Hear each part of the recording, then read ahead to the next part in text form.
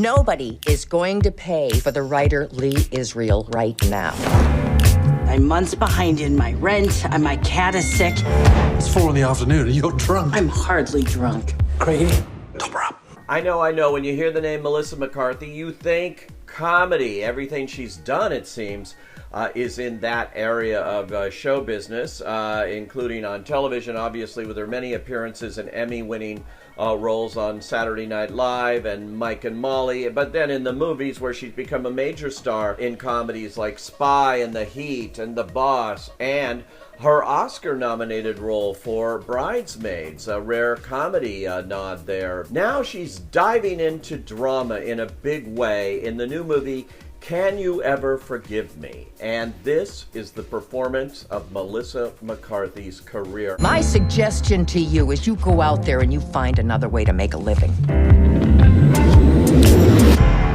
Recently found this delightful sign letter. Fanny Bryce, one of my favorites. I could give you 75. Oh. I could give more for better content. It's a bit bland is all.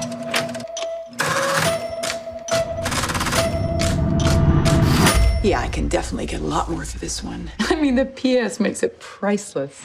She plays Lee Israel. Lee Israel was a pretty successful biographer, wrote these books about Tallulah Bankhead or Dorothy Kilgallen, show business personalities.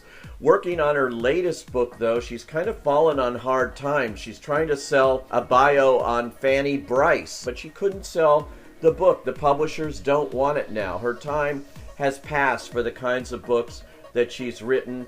She can't even afford to take her cat, her sick cat, to the vet, and that is a shame. She doesn't have enough cash to pay for that.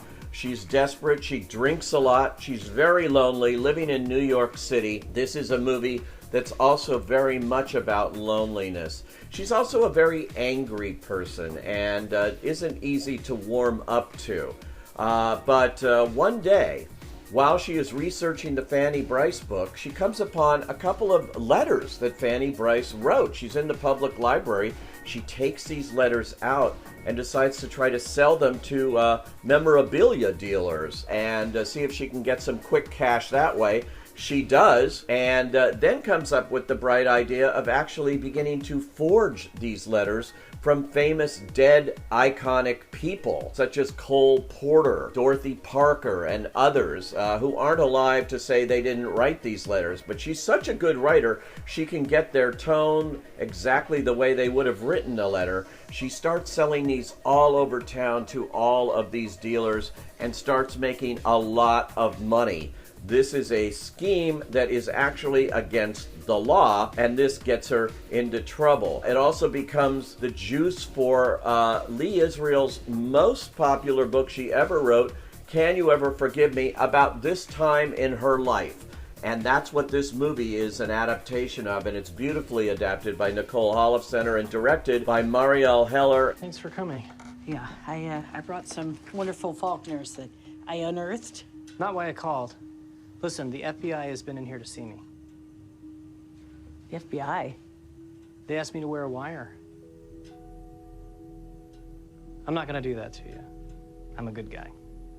And if they want me to be a witness, I'll lie. But you are gonna pay me $5,000.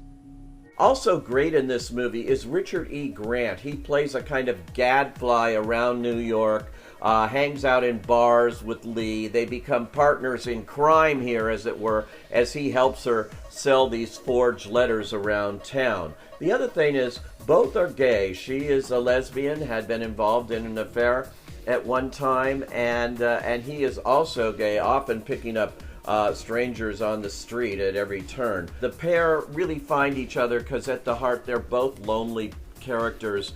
They're lost in the big city. This movie really captures this era of New York perfectly. It almost could be a play. It's beautifully written here and directed, and also cast with a lot of great New York-based actors. Jane Curtin plays her agent.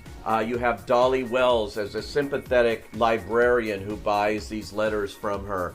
You have Ben Falcone, who is Melissa McCarthy's husband, who has a good role here as a dealer in the movie. Stephen Spinella and Anna Devere Smith as her ex. The cast is great, but it's McCarthy's movie. She dominates every scene, and it is beautifully, beautifully nuanced performance. I really love this movie. It is absolutely one of the best movies of 2018. Absolutely, without question, something I highly recommend. And I say, go.